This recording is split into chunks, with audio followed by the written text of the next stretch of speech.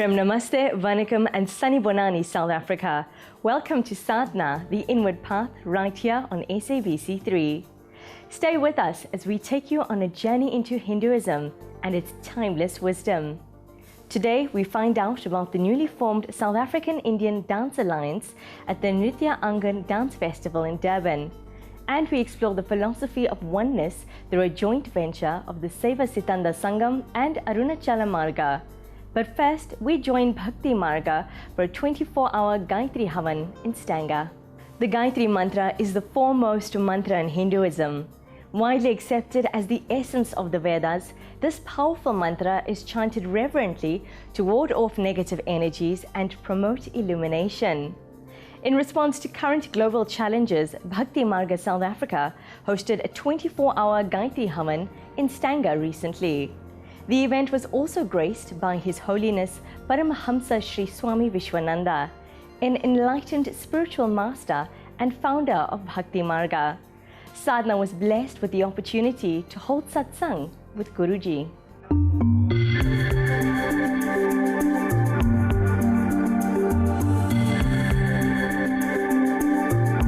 The movement Bhakti Marga, the name itself stands for the path of devotion.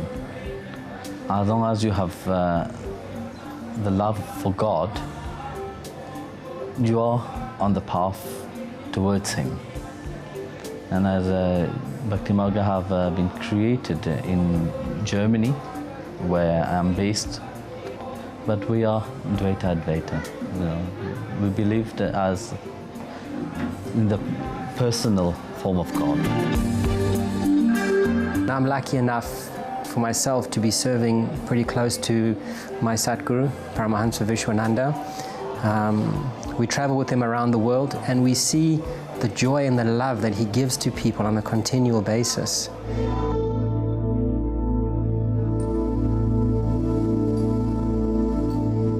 You see, we have a mind, and the mind needs something to grasp on.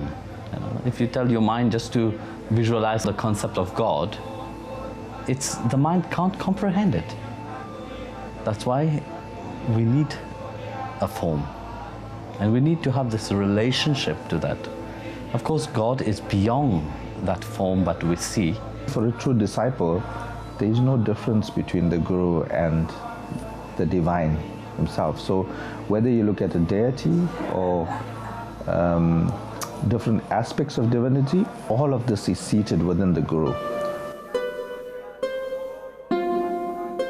Experience is the most important thing. The experience of how we grew up, where we grew up, what we went through while we were growing up determines what kind of human beings we are.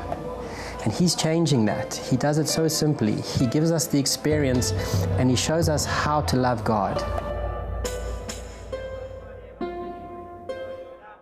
And the Bhakti path is the path of love.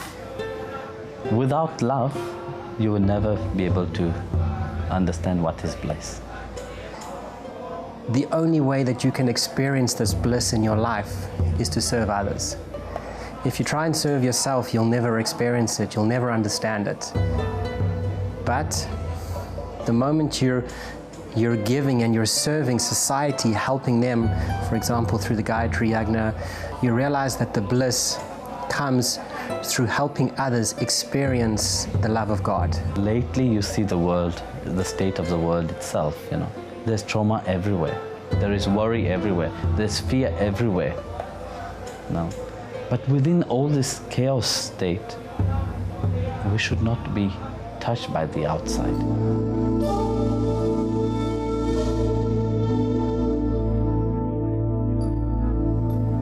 The transformation to the people that come to the Yagna and chant the Gayatri mantra is something that is tangible. You can see a change inside of them. You can see a change in their eyes. There is a peacefulness.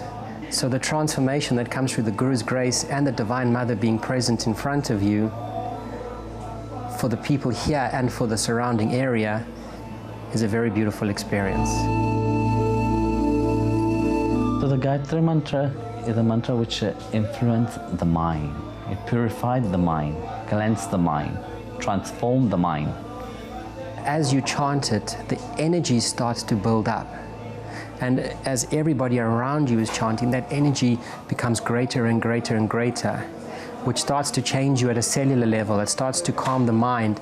It starts to calm the senses. The Gayatri is such a powerful mantra that it transforms the environment, it transforms people, it brings about purification in nature. And this is something that we all can do as a seva, as service to mankind.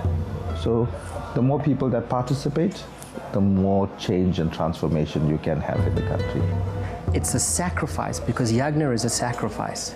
It's the sacrifice that they're giving, and they're not thinking about what punya, what grace they are receiving, but they're chanting, which expands and does deal with the negativity.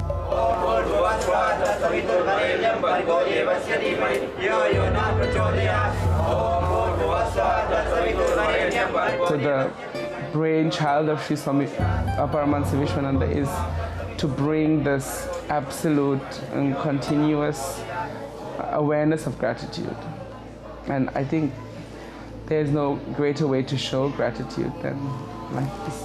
And this is a transformation which starts with oneself. And when people come, they take that to their home, and that vibration will grow. And if you can transform, yourself, you will transform the people around you. And when you transform the people around you, you transform the people in your surrounding. When you transform the people of the surrounding, eventually this will reflect on the country.